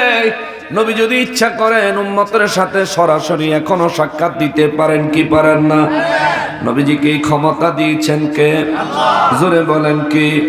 নবীর কাছে যদি পাওয়ার না থাকতো আমার নবী তো এই কথা বলতেন না। সাহাবায়ে কেরাম বলেন, নবী গো নবী, আপনার উম্মতের মধ্যে অনেক উম্মত থাকবে এমন যারা আপনাকে অনেক মহব্বত করবে, কিন্তু গুনাহের কারণে স্বপ্ন যুগে আপনার দিদার তাদের নসিব হবে না। এমন মানুষ গোপালপুর আছে না? নবীজিকে প্রাণের চাইতেও বেশি ভালোবাসি কিন্তু গুনাহের অভাব নাই, এমন মানুষ আছে না? না, এমন মানুষের মধ্যে যদি হিসাব করেন আমিও একজন। নবীজিকে ভালোবাসি জানের চাইতেও বেশি, কিন্তু আমার দ্বারাও গুনাহ হয় কি হয় না? আমরা এখানে যারা আছি প্রত্যেকে নবীজিকে ভালোবাসি, হৃদয় উজাড় করে ভালোবাসি, নবীর ভালোবাসার জন্য জান দিতে প্রস্তুত, প্রাণ দিতে প্রস্তুত, কিন্তু আমরা গুনাহের কাজ করে ফেলি। শয়তানের ওয়াসওয়াসায়, দুনিয়ার মোহে পড়ে, দুনিয়ার জ্বালা যন্ত্রণায় পড়ে কোনো না কোনো ভাবে গুনাহের কাজ আমরা করে ফেলি। সাহাবীরা কয়, নবী গো ও নবী, যে ব্যক্তি আপনাকে স্বপ্নে দেখলো সে তো নির্ঘাত পরহেজগার ব্যক্তি, আপনার খাঁটি আশিকে রাসূল, আমলদার এবং খাঁটি ঈমানদার। হুজুর যারা খাঁটি ঈমানদার হবে কিন্তু আমলের ক্ষেত্রে যাদের ত্রুটি বিচ্যুতি ব্যক্তি থাকবে, ওই ব্যক্তিরা কি আপনি নবীজির দিদার লাভ করবে? যদি ওরা আপনার দিদার লাভ না করতে পারে গো নবী, তাইলে ওই মানুষগুলা কি চিরজীবন দুর্ভাগ্য লইয়াই কবরের মধ্যে রওনা দিবে। আমার নবী বলেন না না না, আমার ওই উম্মতের খবর দিয়া দাও, ওরা আমার আনি দুনিয়ায় যেই মুসলমান আমি নবীকে দেখেছে, স্বপ্নে হোক আর বাস্তবে হোক, যেই মুসলমান আমি নবীকে দেখেছে, ওই মুসলমানকেও যদি কোনো ব্যক্তি ঈমানের সাথে দেখে, আমি নবী ঘোষণা দিলাম ওই ব্যক্তির জন্যও জাহান্নামের আগুন আমার আল্লাহ হারাম করে দিয়েছে। জোরে বলেন সুবহানাল্লাহ। যে নবীকে দেখলেন, মনে করেন পীর সাহেব হুজুর, হেরা তো হাসা কথা কয় না, আল্লাহর ওলিদের সঙ্গে নবীজির দিদার হয় কি হয় না? আমরা জানি না হুজুরের দিদার হয়েছে কিনা, কিন্তু মনে করেন এক্সাম্পল, হুজুর তিনি তেমনি সাইয়েদ আওলাদ রাসূল, তিনি আল্লাহ রাসূল সাল্লাল্লাহু আলাইহি সাল্লামকে স্বপ্ন যুগে দেখেছেন, কিংবা আল্লাহ রাসূল দয়া করে ওনাকে সরাসরি সাক্ষাতের সৌভাগ্য দান করেছেন। এবার আমি আপনি আমরা যদি হুজুরকে, এক্সাম্পল বুঝাচ্ছি, কিন্তু হুজুরকে যদি আমরা ঈমানের সাথে দেখি, নবী বলছেন যে আমারে দেখছে তার জন্য জাহান্নাম হারাম, আর আমারে দেখুন না ব্যক্তিরে যে ঈমানের সাথে দেখছে তার জন্য জাহান্নাম হারাম। সুবহানাল্লাহ। মুসলিম শরীফের হাদিস, মুসলিম শরীফের হাদিস। মুসলমানের আরিফ, আমার প্রিয় নবীর উম্মতের আরিফ, এই জন্য বলি নবীর কাছে মহাব্বতের দাম হলো সবচেয়ে বেশি, আল্লাহর কাছেও মহাব্বতের দাম হলো সবচেয়ে বেশি। আল্লাহ নবীর ভালোবাসায় কুল কায়নাত সাজাইলেন, নবীর ভালোবাসার কারণে আমাদেরকে গোটা মানব জাতির মধ্যে শ্রেষ্ঠ উম্মত উপাধি আমার আল্লাহ দান করলেন, মর্যাদা দান করলেন। আমার নবী রাহমাতুল লিল আলামিনের খাতিরে আমরা যত গুনাহের কাজ করি, সাথে সাথে আল্লাহ আযাব দিয়ে আমাদেরকে ধ্বংস করে দেয় না। আমার নবীজির খাতিরে, আমার নবীজির মহব্বতের কারণে নবীর উম্মত আল্লাহর বান্দা যখন কবরে প্রবেশ করবে, প্রথমে যখন মার রব্বুকা প্রশ্ন করা হবে, তোমার রবকে, তোমার রবকে, তোমার রবকে, আমার নবী রাহমাতুল লিল আলামিন রব্বুল ইজ্জাতের দরবারে ফরিয়াদ জানায়, আল্লাহ গো, ও আমার আল্লাহ, আমার বান্দায় যদি মার রব্বুকার উত্তর দিতে না পারে, আমার উম্মত যদি তোমার পরীক্ষার সময় প্রথম প্রশ্নের উত্তর যদি আমার উম্মত মার রব্বুকা দিতে না পারে, আল্লাহ আপনি কি করবেন? রব্বুল ইজ্জাত বলেন, হুজুর অন্যান্য নবীর উম্মতদের ক্ষেত্রে আমি আল্লাহ কবরে প্রশ্ন রাখছিলাম দুইটা, সুবহানাল্লাহ, কিন্তু আপনি নবীর উম্মতের জন্য কবরে প্রশ্ন রাখছি তিনটা। অন্য নবীর উম্মতরা জিজ্ঞাসা করছি মার রব্বুকা, যারা জবাব দিতে পারছে পরের প্রশ্ন তারা পাইছে, যারা জবাব দিতে পারে নাই পরের প্রশ্ন আর পায় নাই, সেখানেই তাদের জন্য আযাব আরম্ভ হয়ে গেছে। আমার নবী রাহমাতুল লিল আলামিন দুই চক্ষু মোবারকের পানি মোবারক ছেড়ে কান্না করতে লাগলেন, আল্লাহ আমার উম্মতের কবরে যদি মার রব্বুকা জিজ্ঞেস করলে আমার উম্মত যদি জবাব দিতে না পারে, আর কবরে যদি আযাব আরম্ভ হয়ে যায়, আমার একটা উম্মত কবরের ভিতরে শান্তিতে থাকতে পারবে না গো আল্লাহ। রব্বুল ইজ্জাত বলেন, হুজুর আপনার উম্মতের জন্য আমি আল্লাহ এখনো ফাইনাল সিদ্ধান্ত নেই নাই, আপনার উম্মতের জন্য এখনো একেবারে পার্মানেন্ট সিদ্ধান্ত নেই নাই। হুজুর আপনি বলেন আপনার উম্মতের জন্য কি ব্যবস্থা করলে আপনি নবী খুশি হবেন? সুবহানাল্লাহ। বলেন আপনি কি ব্যবস্থা করলে খুশি হবেন? নবী কয়, আল্লাহ গো, আমার উম্মত যদি মার রব্বুকার জবাব দিতে না পারে, আমার ফরিয়াদ হইল আপনি আমার উম্মতের আযাব দিবেন না, গজব দিবেন না, বরং ওয়ামা দিনুকা প্রশ্নের সম্মুখীন হওয়ার সুযোগ দিবেন। জোরে বলেন সুবহানাল্লাহ। আল্লাহ কয় হুজুর মঞ্জুর। সুবহানাল্লাহ। নাইলে প্রথম ছোটই আমরা ফিরা শুরু করল। রব্বুল ইজ্জাত বলেন, নবী গো মঞ্জুর। আমার নবী রাহমাতুল লিল আলামিন তবু সিজদা মোবারক থেকে মাথা উঠায় না। আল্লাহু আকবার। তবু আমার নবীজি সিজদা মোবারক থেকে মাথা মোবারক তুলেন না। রব্বুল ইজ্জাত বলেন, হাবিব আর কি আরজি আছে? আল্লাহ ওয়ামা দিনুকার উত্তর আমার উম্মত যদি না পারে কি হবে? আল্লাহ কয়, হুজুর নবী গো, অন্যান্য নবীদের উম্মতদের কবরে যখন ওয়ামা দিনুকার প্রশ্ন হইতো, মার রব্বুকার উত্তর দিতে পারলে ওয়ামা দিনুকা প্রশ্ন করা হইতো, ওয়ামা দিনুকার উত্তর দিতে পারলে তো নাজাত পাইতো, না পারলে কবর আযাব আরম্ভ হইয়া যাইতো। আমার নবী দুই চক্ষু মোবারকের পানি মোবারক ছেড়ে দিয়ে কেন, ও আল্লাহ, আমার উম্মতের ব্যাপারে আপনি কি সিদ্ধান্ত নিয়েছেন? রব্বুল ইজ্জাত বলেন, হাবিব আপনি বলেন কোন ধরনের সিদ্ধান্ত দিলে আপনি নবী খুশি হইবেন, আমি আল্লাহ সেই ধরনের সিদ্ধান্তই দান করব। চিৎকার দিয়া বলেন সুবহানাল্লাহ। নবীজি কয়, আল্লাহ আমার উম্মত যদি ওয়ামা দিনুকার উত্তর দিতে না পারে, আপনার কাছে আমার ফরিয়াদ হলো আমার উম্মতকে পাকড়াও করবেন না, আযাব দিবেন না। রব্বুল আলামিন বলেন মঞ্জুর। সুবহানাল্লাহ। 3 নাম্বার প্রশ্ন, ওয়ামান নাবিয়ুকা মা কুনতা তাকুলু ফি হক্কি হাযা রাজুলুল্লাযী বুইসা ফীকুম। রব্বুল ইজ্জাত কয়, নবী গো 3 নাম্বার প্রশ্নের উত্তর যদি দিতে না পারে আমি কিন্তু তারে আযাব দিমু। ও নবী 3 নাম্বার প্রশ্নের উত্তর যদি আপনার উম্মত দিতে না পারে আমি কিন্তু তার কবরের সাথে জাহান্নামের কানেকশন লাগায়া দিমু। নবীজি রাহমাতুল লিল আলামিন সেজদা মোবারক থেকে আল্লাহ শুকর আদায় করতে করতে মাথা মোবারক তুললেন। সাহাবায়ে কেরাম নবীজি চক্ষু মোবারকে পানি মোবারক দেখে বললেন, নবী গো আপনার চক্ষু মোবারকে পানি আবার মুখ মোবারকে মুচকি হাসি, কারণটা কি? আমার নবী বলেন, আমার রব্বুল ইজ্জাত আমার উম্মতের জন্য কবরের কঠিন পরিস্থিতিকে সহজ করে দিয়েছেন। আমার আল্লাহ যেন উম্মতের জন্য কবরের পরিস্থিতি সহজ করেন, এই জন্য আমি রাসূল আল্লাহর কুদরতের কদমে দীর্ঘক্ষণ কেঁদেছি। আমার আল্লাহ আমার কান্না মঞ্জুর করেছেন, উম্মতকে 2টা প্রশ্নে ছাড় দিয়েছেন। 3 নম্বর প্রশ্নে বলেছেন আমার উম্মতকে আল্লাহ আযাব দিবে যদি উত্তর দিতে না পারে। সাহাবীরা বলেন, হুজুর এই ব্যাপারে আপনার কি মনে কষ্ট নাই? আমার নবী বলেন, না না, নাই। ইয়া রাসূলুল্লাহ আপনি মুচকি হাসতেছেন, নিশ্চয়ই বিকল্প কোনো ব্যবস্থা আছে। আমার নবী কয়, আখলিস দীনাকা ইয়াকফিকাল আমালুল কলিল। এরে উম্মত তোর ঈমানটারে খাঁটি কর, মজবুত কর, মজবুত তোর ঈমানটারে মজবুত কর। তোর আমল পরিমাণে কম হলেও চিন্তা করিস না, আমি নবী তোরে বাঁচায়া নিমু। আল্লাহু আকবার।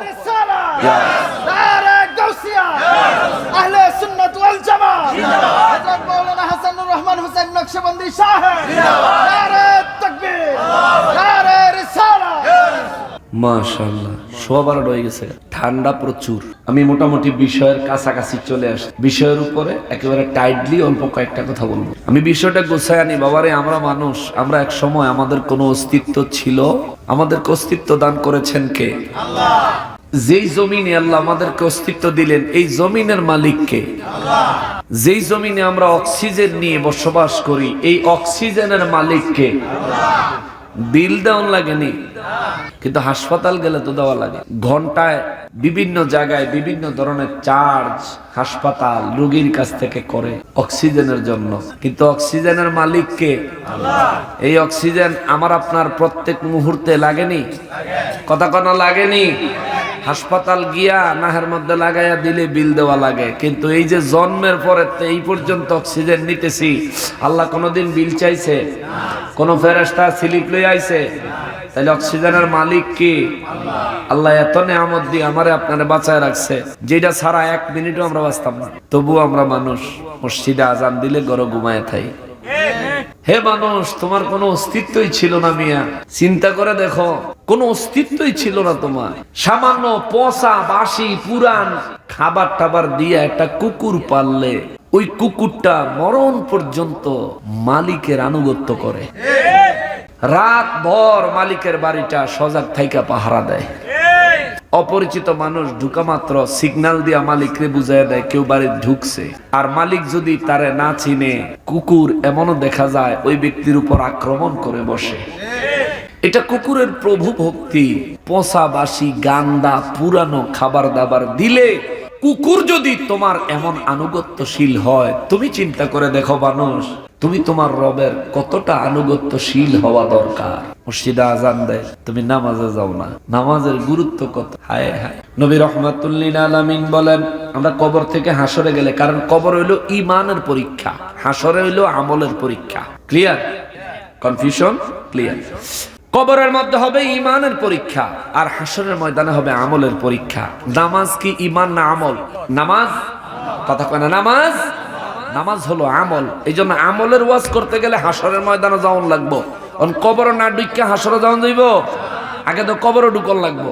এই আপনি করে আগে জন্ম থেকে আরম্ভ করছি, আগে কবরে ঢুকাইয়া পরে হাসরের ময়দানে নিমু, একটু সময় লাগবো, কষ্ট হয়ে যাবে। আবার কি আছে, ও ও গরম আসেনি না, ঠান্ডা হয়ে যেতেছে। মাশাআল্লাহ, একবারে গরম গরম বিরিয়ানি আছে। সাত ডেস্কি ডেস্কি দেখে অন্য রাখকে ওয়াহাবিরা ফাইলে কিন্তু চুরি করে নিব। সারা কিন্তু ফাতিলাটা দিলে চুরি করার অভ্যাস আছে, ঠিক না?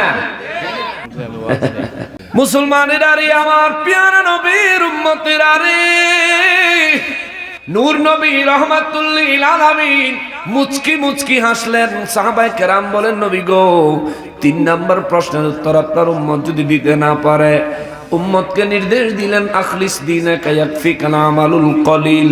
তোমার আমল কম হইলেও তোমার ঈমানটাকে মজবুত করো, মজবুত করো, মজবুত করো।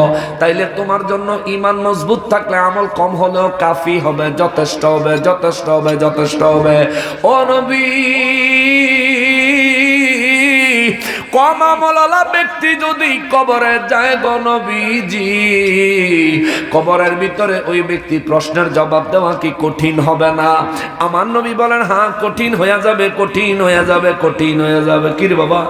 নবী রাহমাতুল লিল আলামিন বলেন, বয়ানের ভিতরে এরকম ঠিকঠাক কোন কথা কইতে লইছিলেন দেখছেন? তারাও বিলালাইছে, আমিও বিলালাইছি। এখন কি তা করা? আসিলেন কি মাটির উপরে না মাটির নিচে? কইয়াছিলাম মাটির নিচে, হ্যাঁ নো ডিস্টার্ব, ময়রাও শান্তি, এইটারে ময়রাও শান্তি। গিয়াসুদ্দিন তাহেরি সাহেব বলে কি নির্বাচন করবো, খারাইছেন না খারাইবো? আচ্ছা আচ্ছা, নির্বাচন মনে হয় ফেব্রুয়ারি 12 তারিখ নাকি? গিয়াসুদ্দিন তাহেরি সাহেব যদি নির্বাচন খারায়, ভোট দিবেন নি? আর না, ভোট দিবেন কিন্তু খালি ওয়াজ হইবেন, খালি দাওয়াত দিয়ে না ওয়াজ হইবেন, ভোট দেওয়ার দরকার নাই। ভোট দিবেন ওই যে হ্যাঁ করে, এই এই এই, হ্যাঁ নিজেগো মানুষ আহলে সুন্নাত ওয়াল জামাতের আকীদা সম্পন্ন কোন ব্যক্তি যদি নির্বাচনে কোন জায়গার প্রার্থী হয়, আপনাদের এই এলাকার হোক, যে এলাকার হোক, আপনার যদি নিজে যদি ভোটার হন, তাহলে চেষ্টা করবেন আহলে সুন্নাত ওয়াল জামাতের মতাদর্শ ভিত্তিক ব্যক্তিকে ভোট দেওয়ার জন্য। কারণ এরা সুফিবাদী, এরা পীর মাশায়েখ আউলিয়া কেরামদের তরিকতের পথে চলনেওয়ালা মানুষ। এরা সব সময় মানুষের তেনে খায়ও, মানুষের খাওয়ায়ও। অতএব এদের দ্বারা ফায়দা ছাড়া ক্ষতি হওয়ার আশা করা যায় না। আর আল্লাহর ওলিরা এদেশে ইসলাম আনছে, ওই আল্লাহর ওলিদের মাজার গুলো ভাঙলো। আমাদের দেশের মন্দিরে সিকিউরিটি যারা, মন্দিরে যারা পাহারা দিল, হেরা বলে নির্বাচনের বোর্ডের লেগে গিয়ে পাহারা দিছে। তো ওলি আল্লাহর মাজার যে ভাঙলো, এই ব্যাপারে আপনি প্রতিবাদ করলেন না ভাই? আপনার কি মুসলমানের ভোটের দরকার নাই? এই জায়গা থেকে বুঝা নিয়েন, কেউ আমাদের বান্ধব নয়, সবাই আমাদের দুশ্মন। সবাই চায় এদেশ থেকে সুফিবাদী হক ইসলামকে মিটাইয়া দিতে। কেননা এই দেশে সুফিবাদী হক ইসলামের অনুসারী মুসলমান যতদিন বেঁচে আছে, ততদিন মুসলমানদের মধ্যে শান্তি বজায় থাকবে।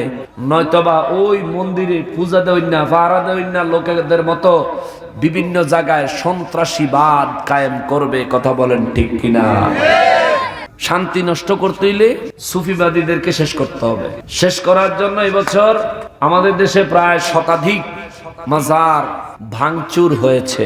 তাদের দাবি হইল কি তারে বাবা, তাদের দাবি হইল হেন বেলে শিরিক বেদাত হয়, এর লেগে বেলে বাইঙ্গা দিছে। তো মন্দির যে পাহারা দিলা, হেন কি জুমার খুতবা হয়? এ কথা কর না কামিয়া, কিসে কি আমার আর লাগতো না, ওয়াজ শেষ। সুতরাং ওই বোর্ডের কথা যখন কইছে, আহলে সুন্নাত ওয়াল জামাতের মতাদর্শ ভিত্তিক যাকেই যেখানে পাবেন আপনারা ভোট দিবেন। আর এই বক্তারারে বয়ানের মাঝখানে এইভাবে কোনো কিছু দিবা না, এটা ঠিক না, আদবের খেলাফ। আমরা সংগঠনের লোকেরাই যদি আদব কায়দা না বুঝি, এরা সাধারণ মানুষ, এরা আমাদের কাছ থেকে দেখে শিখবো, ঠিক না বাবা? এটা খেয়াল রাখবো। এটা কাগজে সুন্দর করে লেখা দিলা, বা আলেম আসলে তার সঙ্গে দেখা করে আদবের সহিত তার সাথে বিষয়টা শেয়ার করলাম, উনি ওনার মর্জি মোতাবেক সময় মোতাবেক উপস্থাপন করবে। এভাবে বয়ানের মাঝখানে যখন কোন একটা বিষয় ঢুকে যায়, বয়ানের ভিতরে কিন্তু আল্লাহর রহমত বর্ষণ হইতে থাকে। ওই সময় এটা বাধা পড়ে যায়। হ্যাঁ, এটা যাতে না হয় বাবা, কবরের ভিতরে নবী রাহমাতুল লিল আলামিন বলেন, আমার উম্মত কবরে গেলে যদি ঈমান মজবুত লইয়া যায়, যখন জিজ্ঞেস করবে মা কুনতা তাকুলু ফি হাক্কি হাযা রাজুলুল্লাযী বুইসা ফীকুম, আমার অনেক মহব্বত করনেওয়ালা উম্মত দেখেই বলে ফেলবে হাযা রাসূলুল্লাহ, জোরে কন্যা সুবহানাল্লাহ। আর আমার কোন উম্মত যদি বলতে দেরি হয়, আমি নবী বলে ফেলবো হাযা উম্মতি, জোরে কন্যা সুবহানাল্লাহ। আমি বলে ফেলবো এটা আমার উম্মত, আল্লাহ এটা আমার লোক, আমার দলের লোক, জোরে কন্যা সুবহানাল্লাহ। তো নবী রাহমাতুল লিল আলামিন বলেন, উম্মত তোমার ঈমানটাকে মজবুত করো, অল্প আমল হইলেও নাজাতের জন্য যথেষ্ট হইব। এখন অল্প আমল কোনগুলো? নামাজ, রোজা, হজ, যাকাত, অন্তত পক্ষে এই চারটি। পর্দা আছে, মা বাবার খেদমত আছে। যদি সহজে বুঝাইয়া বলি, ফরজ, ওয়াজিব, সুন্নাতে মুআক্কাদা, যেগুলো না করলে গুনাহ হইব, এগুলো হইলো অল্প আমল। আমার কথা বুঝতে পারছেন? অল্প আমল মানে 5 ওয়াক্ত নামাজের ভিতরে মাগরিবের নামাজ পড়ন আর বাহিরি না পড়ন, এটা না। অল্প আমল মানে সপ্তাহে একদিন শুধু জুমার নামাজ পড়া, এটা না। 5 ওয়াক্ত নামাজ পড়তেই হবে, বাধ্যতামূলক আমল করতেই হবে, এটাকে বলে অল্প আমল। আপনি অতিরিক্ত করতে পারলেন না, নফল ইবাদত করতে পারলেন না, অনেক বেশি নফল আমল করতে পারলেন না, কিন্তু আপনার উপর যেটা দায়মি, যেটা ফরজ, যেটা ওয়াজিব, যেটা সুন্নাতে মুআক্কাদা, এটা কইরা যাইতে হবে। কেননা নবী বলেন, আউয়ালু মা ইউহাসাবু বিহিল আবদু ইয়াউমাল কিয়ামাতিস সালাহ, উম্মতের কাছ থেকে সর্বপ্রথম হাসরের ময়দানে আল্লাহ নামাজের হিসাব নিবে, জোরে কন্যা সুবহানাল্লাহ। হাসরের ময়দানও দাঁড়ান লাগবে নি সবার? এখন হাসরের ময়দানও দাঁড়াইতেন না, কেডা কেডা একটু আতুডান, সবারই দাঁড়ানো লাগবে। এই যে বাচ্চারা, এই বাচ্চারা যে এখন ওয়াজ বুঝে না, মাহফিলে এসে বসে রয়েছে, এটাও কিন্তু এদের পরিবারের একটা গুরুত্বপূর্ণ শিক্ষা। ইচ্ছা করলে বাইরে গিয়ে দৌড়াদৌড়ি করতে পারতো, মারামারি করতে পারতো, কপাল টপাল ফাটাই নিতে পারতো, কিন্তু বাড়িতে কয়ে দিচ্ছে মাহফিলে গিয়ে বয়ে থেকে। ওয়াজ কম বুঝুক, বুঝে না, কিন্তু মাহফিলে বসে কথা কইছে, কিন্তু এসে বসে রয়েছে, এটা পারিবারিক শিক্ষা। মারহাবা কর। খুশি হইলাম যে আপনাদের এলাকায় পরিবারে এখনো বাচ্চাদেরকে ধর্মীয় শিক্ষা দেয়। কথাটা আনলাম এই কারণে, এই যে বাচ্চারা ওয়াজ বুঝে না, এরাও রোজ হাসরের ময়দানে দাঁড়ানো লাগবে কি লাগবে না? আমারে আল্লাহ দাঁড় করাইলে প্রথম জিগাইব কি হিসাব, কিসের কিসের? এই নামাজের হিসাবে একজন ব্যক্তি হাত তোলেন যে হুজুর আমি 10 বছর বয়সের পর থেকে আজ পর্যন্ত কোন নামাজ বাদ দেই নাই, আল্লাহর কাছে হিসাব দিতে পারবো? আছেন? আমি হুজুরই তো নাই, আমারও নামাজ কাজা হয়, আমারও নামাজ জীবনে বহু কাজা হয়েছে, এমন বহুদিন গেছে নামাজ পড়িই নেই, পড়াই হয় নাই। কারণ 10 বছরের পরে, আরে 20 বছর পর্যন্ত আমরা তো ভালো মন্দ কিছু বুঝিই না। 15 বছরের ফোলা সারা রাত ধরে ফেসবুক চালায়, ফজরের নামাজের সময় আব্বা বাপে যদি ডাকে আজান দিছে চল মসজিদে নামাজ পড়তে যাই, ফোলার মায়ে হেমুরা তো কয় হ্যাঁ আমরা মাথা খারাপ হয়েছে, সারাটা রাত ফোলাটায় ফেসবুক চালায় একটু আগে ঘুমাইছে। কাঁচা ঘুমটা ভাঙিয়ে দিতেন আমার ফোলাটার অসুস্থ করণের বুদ্ধি আসেনি এরম আম্মা? গোপালপুর নাই না, নাই নাই গোপালপুর নাই। আম্মা আপনার ফোলারে আপনি দুইটা আদর করতেছেন না, জাহান্নামের দিকে পাঠাইতেছে। আপনি নিজেও জাহান্নামে যাওয়ার লাইন ধরছেন। আম্মা খবরদার, নামাজের জন্য গুরুত্ব দিতে হবে। মা, আপনি মা যদি সন্তানকে নামাজের জন্য তাকিদ দেন, আপনি মা যদি আপনার স্বামীকে নামাজের জন্য তাকিদ দেন, আপনি যদি আপনার মেয়েদেরকে নামাজের জন্য তাকিদ দেন, আমার বিশ্বাস আপনার ঘরে একজনও বেনামাজি থাকতে পারবে না। সোজা বাংলা কথা হইলো, নামাজ না পড়লে খাওন বন্ধ, ঠিক কিনা? জামাই যদি কয় আমি কামাই করে আনি, বেলা কামাই করে যেন মন চাই হেন গিয়ে খাওগা, বেনামাজির খাওন আমার ঘরে হবে না। দেখবেন বেড়ায় বাধ্য হইলেও মসজিদে নামাজ পড়তে যাবো, নামাজ না পড়লেও মসজিদের কাছে গিয়ে ঘুরে ঘুরে বয়ে থাকতে হইলেও বাইতাইব। একদিন ঘুরবো, 2 দিন ঘুরবো, 3 দিন ঘুরবো, একদিন চিন্তা করবো আরে মরেই তো যাওয়ান লাগবো, নামাজ পড়লে তো আমারই ফায়দা হইব। বাইরে যখন আইসি, মসজিদের কাছে যখন আইসি, ঘুরে ফিরে লাভ কি? যাই আল্লাহরে কয়টা সেজদা দেই, নামাজটা আদায় করি, আস্তে আস্তে দেখবেন এক সময় এ ব্যক্তি পরহেজগার হয়ে যাবে। কথা বলেন ঠিক কিনা? একজন মা পারে একটা পুরো পরিবারকে সঠিক করে শুদ্ধ করে ফেলতে, নামাজি বানায় ফেলতে। নামাজের গুরুত্ব দিবেন বাবা, নামাজ পড়বেন, দুনিয়ায় আপনার শারীরিক সৌন্দর্যতা বৃদ্ধি পাবে, ইমানের মজবুতি আসবে। নামাজ পড়বেন, নামাজ পড়বেন, নামাজ পড়বেন। রাজি আছেন? রাজি আছেন? আল্লাহ আমাদেরকে তৌফিক দান করেন, সবাই পড়ি আমিন। আর করে বলেন আমিন। এখন আমারে সিডি দিছে আপনাকে মাহফিলের এই কিছু কালেকশন করতাম। এটা কত বছর, কততম মাহফিল? 17তম। মাশাআল্লাহ মাশাআল্লাহ। এই 17তম মাহফিল অনেক সুন্দর করে সাজাইছেন, সত্যি প্রশংসার দাবি রাখেন আপনারা। অনেক সুন্দর করে সাজাইছেন। 18তম মাহফিল হওয়া কি দরকার? হওয়া দরকার আছে, অবশ্যই দরকার আছে। 18তম মাহফিল যদি বাবা করতে হয় তাহলে আমাকে মাইক লাগবো নি, প্যান্ডেল লাগবো নি, এইটার একটু ব্যবস্থা করতে হইব। এবারকার মাইকে কত টাকা লাগছে বাবা? এই মাইকে কত লাগছে? মাইকালারে কত দিবা? প্যান্ডেল 20,000, মাইক 12,000, 32,000। এবার বলে 32,000, আগামী বছর তো আর একটু বেশি লাগবেই, কারণ সোনার বাংলাদেশ প্রত্যেক বছর খালি বাড়ে, কমে না, ঠিক না?